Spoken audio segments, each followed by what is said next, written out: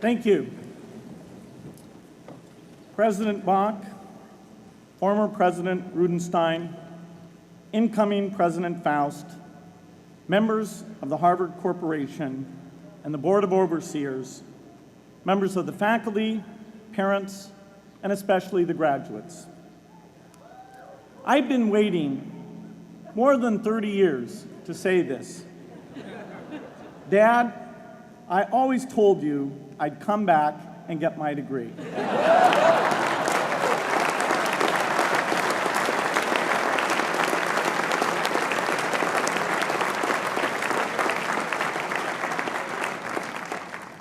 I want to thank Harvard for this honor. I'll be changing my job next year, and it will be nice to finally have a college degree on my resume. I applaud the graduates for taking a much more direct route to your degrees. For my part, I'm just happy that the Crimson called me Harvard's most successful dropout. I guess that makes me valedictorian of my own special class. I did the best of everyone who failed.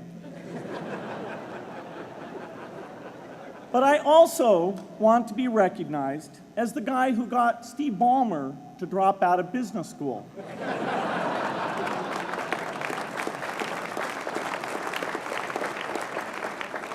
I'm a bad influence. That's why I was invited to speak at your graduation. If I'd spoken at your orientation, fewer of you might be here today.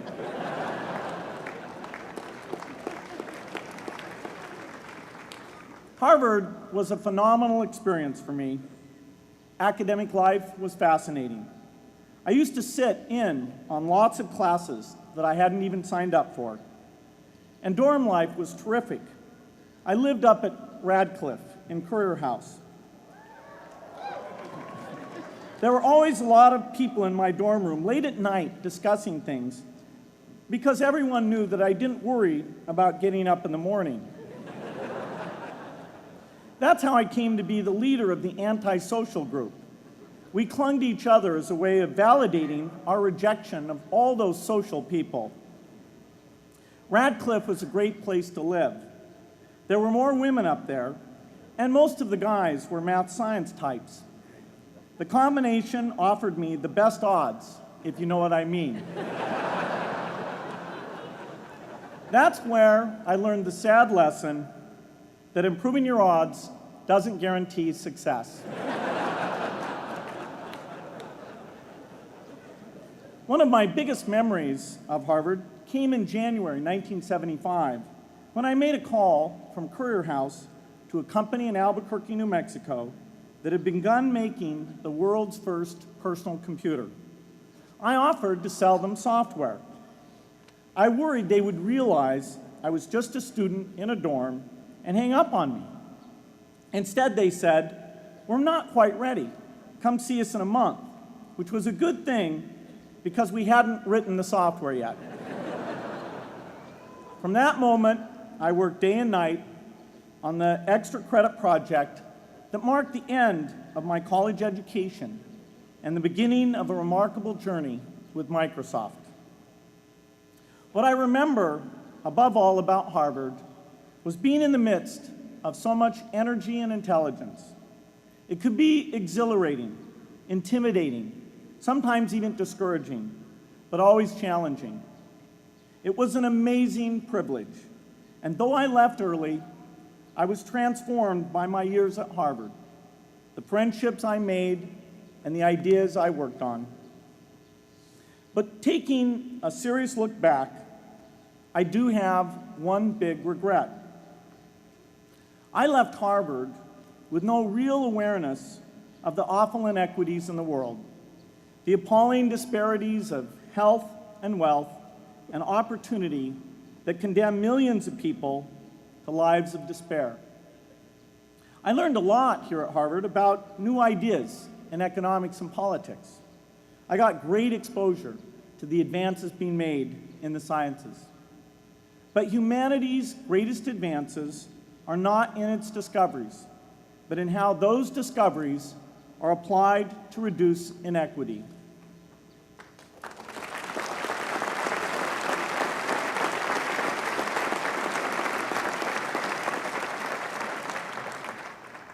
Whether through democracy, strong public education, quality health care, or broad economic opportunity, reducing inequity is the highest human achievement. I left campus knowing little about the millions of young people cheated out of educational opportunities here in this country. And I knew nothing about the millions of people living in unspeakable poverty and disease in developing countries. It took me decades to find out. You graduates came to Harvard at a different time. You know more about the world's inequities than the classes that came before. In your years here, I hope you've had a chance to think about how, in this age of accelerating technology, we can finally take on these inequities and we can solve them. Imagine, just for the sake of discussion, that you had a few hours a week and a few dollars a month to donate to a cause.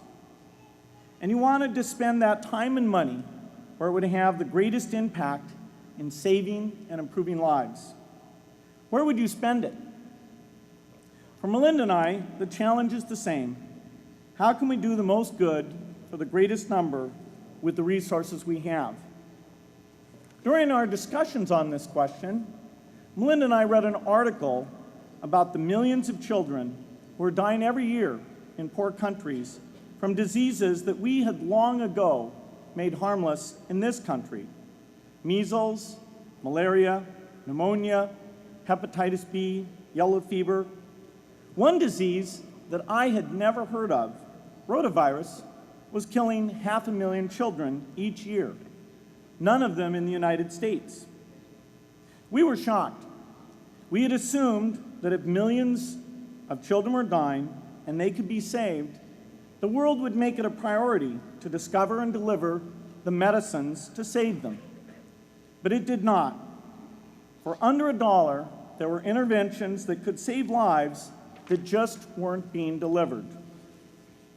If you believe that every life has equal value, it's revolting to learn that some lives are seen as worth saving and others are not.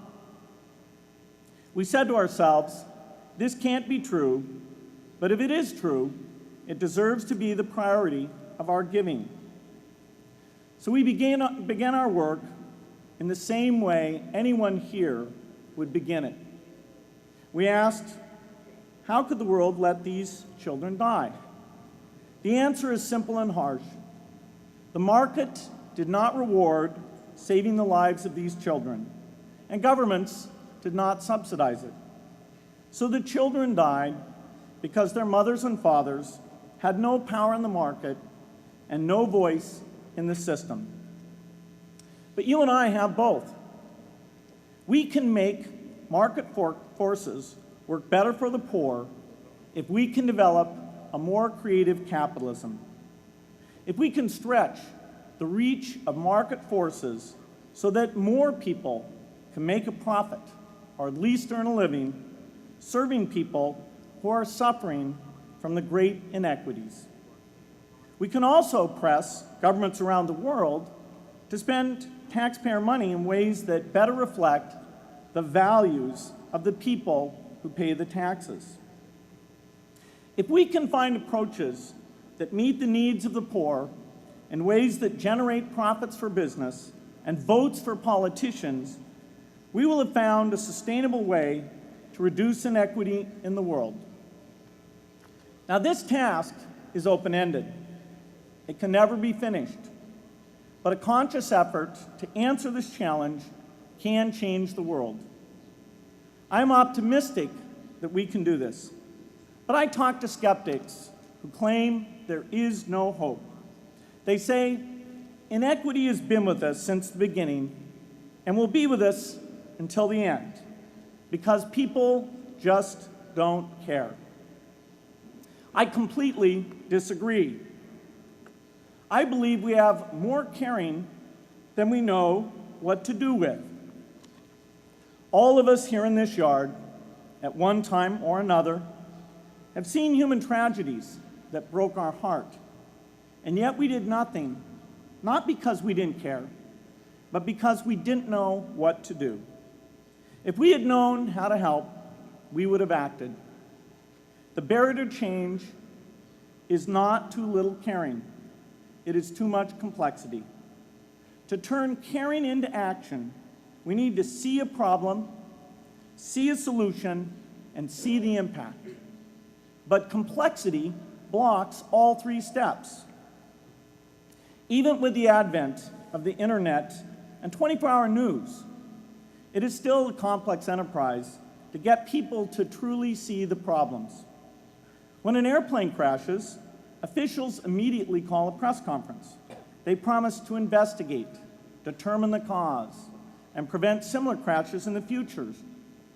But if the officials were brutally honest, they would say, of all the people in the world who died today from preventable causes, 0.5% were on this plane. We're determined to do everything possible to solve the problem that took the lives of the 0.5%. The problem is not just the plane crash, but the millions of preventable deaths. We don't read much about these deaths. The media covers what's new, and millions of people dying is nothing new. So it stays in the background where it's easy to ignore. But even when we do see it or read about it, it's difficult to keep our eyes on the problem. It's difficult to look at suffering if the situation is so complex that we don't know how to help. And so we look away. If we can really see a problem, which is the first step, we come to the second step, cutting through the complexity to find a solution. Finding solutions is essential if we want to make the most of our caring. If we have clear and proven answers anytime an organization or individual asks, "How can I help?" then we can get action, and we can make sure that none of the caring in the world is wasted. But complexity makes it hard to mark a path of action for everyone who cares, and makes it hard for their caring to matter. Cutting through complexity to find solutions runs through 4 predictable stages: determine a goal, find the highest impact approach, deliver the technology ideal for that approach, and in the meantime, use the best application of technology you already have, whether it's something sophisticated like a new drug or something simple like a bed net. The AIDS epidemic offers an example. The broad goal, of course, is to end the disease. The highest leverage approach is prevention. The ideal technology would be a vaccine that gives lifelong immunity with a single dose. So governments, drug companies, and foundations are funding vaccine research. But their work is likely to take more than a decade. So in the meantime, we have to work with what we have in hand, and the best prevention approach we have now is getting people to avoid risky behavior. Pursuing that goal starts the 4-step cycle again. This is the pattern. The crucial thing is to never stop thinking and working, and never do what we did with malaria and tuberculosis in the 20th century, which is to surrender to complexity and quit. The final step, after seeing the problem and finding an approach, is to measure the impact of the work and to share that, success or failure, so that others can learn from the efforts. You have to have the statistics, of course. You have to be able to show, for example, that a program is vaccinating millions more children. You have to be able to show, for example, a decline in the number of children dying from the diseases. This is essential not just to improve the program, but also to help draw more investment from business and government. But if you want to inspire people to participate, you have to show more than numbers. You have to convey the human impact of the work so people can feel what saving a life means to the families affected. I remember going to the World Economic Forum some years back and sitting on a global health panel that was discussing ways to save millions of lives. Millions. Think of the thrill if you could save just one person's life, then multiply that by millions. Yet, this was the most boring panel I've ever been on. Ever. So boring, even I couldn't stand it. What made that experience especially striking was that I had just come from an event where we were introducing version 13 of some piece of software, and we had people jumping and shouting with excitement. I love getting people excited about software, but why can't we generate even more excitement for saving lives?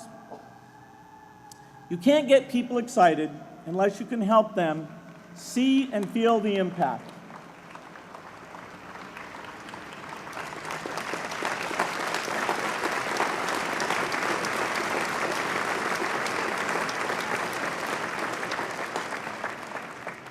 The way to do that is another complex question.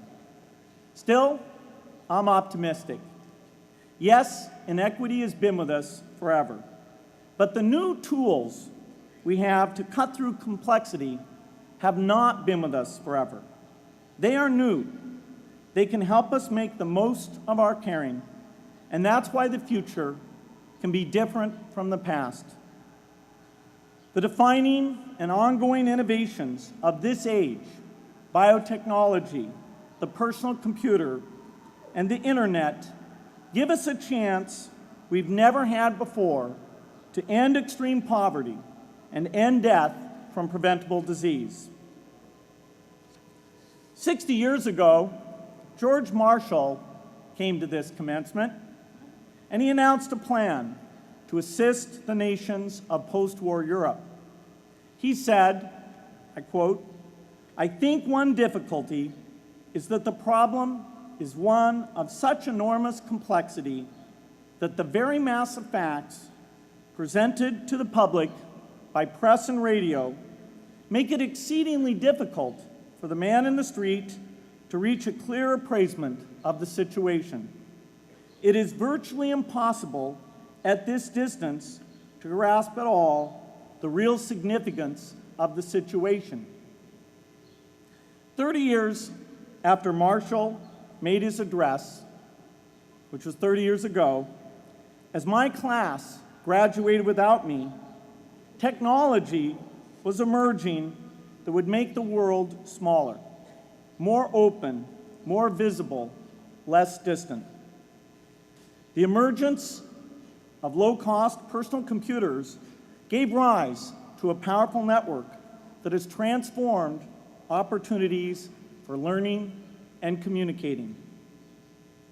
The magical thing about this network is not just that it collapses distance and makes everyone your neighbor.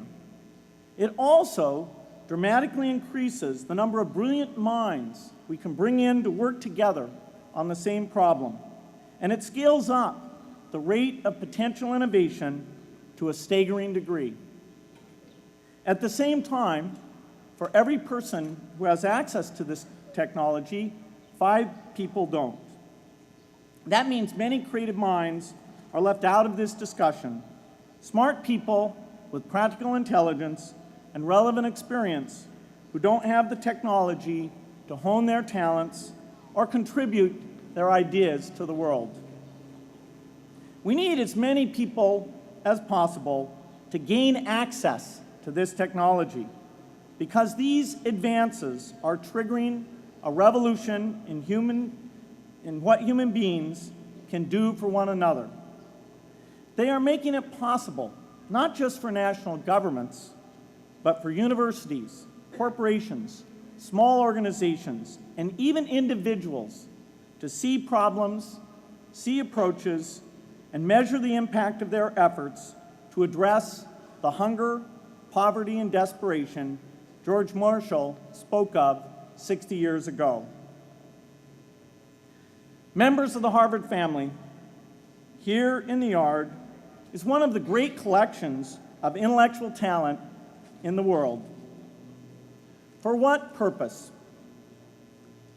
There is no question that the faculty, the alumni, the students, and the benefactors of Harvard have used their power to improve the lives of people here and around the world. But can we do more? Can Harvard dedicate its intellect to improving the lives of people who will never even hear its name? Let me make a request of the deans and the professors, the intellectual leaders here at Harvard. As you hire new faculty, award tenure, review curriculum, and determine degree requirements, please ask yourself, should our best minds be more dedicated to solving our biggest problems? Should Harvard encourage its faculty to take on the world's worst inequities?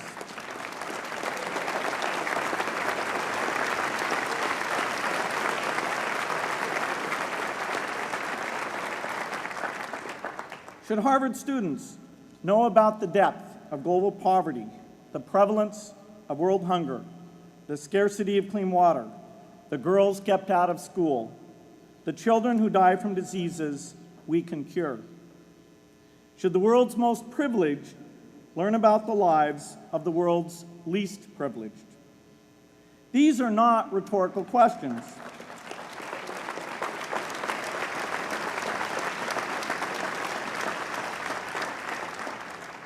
You will answer with your policies. My mother, who was filled with pride the day I was admitted here, never stopped pressing me to do more for others.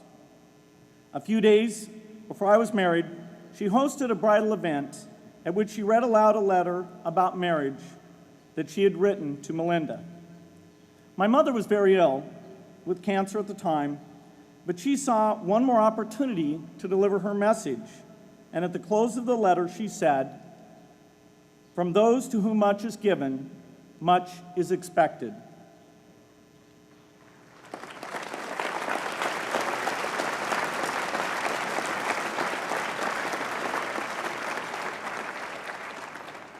When you consider what those of us here in this yard have been given in talent, privilege, and opportunity, there is almost no limit to what the world has a right to expect from us. In line with the promise of this age, I want to exhort each of the graduates here to take on an issue, a complex problem, a deep inequity, and become a specialist on it. If you make it the focus of your career, that would be phenomenal. But you don't have to do that to make an impact. For a few hours every week, you can use the growing power of the internet to get informed, find others with the same interests, see the barriers, and find ways to cut through them. Don't let complexity stop you. Be activists.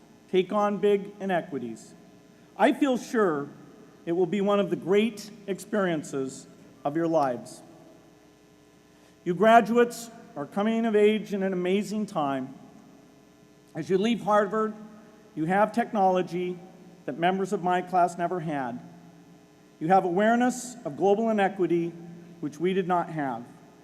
And with that awareness, you likely also have an informed conscience that will torment you if you abandon these people whose lives you could change with modest effort.